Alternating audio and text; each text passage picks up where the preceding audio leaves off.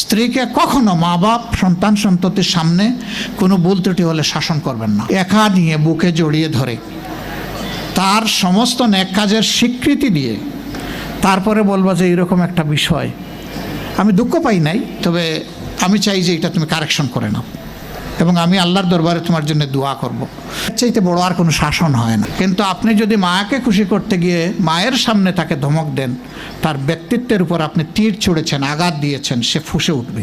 সে বলবে সব উজাড় করে তোমার এই সংসারে দিলাম, আজকে তুমিই না আমাকে এইভাবে বেইজ্জত করলে। সে মানুষ তো, তার মানবিক রিয়াকশন হবে। কাজ করবো না আমরা কেউ। আমাদের জীবনের অংশ, আমাদের হাড়ের অংশ, আমাদের কলিজার অংশকে আমরা সেইভাবে সম্মান দিব ইনশাআল্লাহ। আমরা ভালোবাসবো সে আমার স্ত্রী, আমরা শ্রদ্ধা করবো সে আমার সন্তানের মা। স্ত্রী হিসাবে ভালোবাসা পাবে, মায়ের জাতি হিসাবে সে সম্মান পাবে। এই দুইটা ব্যালেন্স করে যদি আমরা চলি, গড় হবে জান্নাতের টুকরা ইনশাআল্লাহ। সন্তানরা এখান থেকে শিখবে, তারাও ভবিষ্যৎ জিন্দগিতে এইভাবেই গড়ে উঠবে।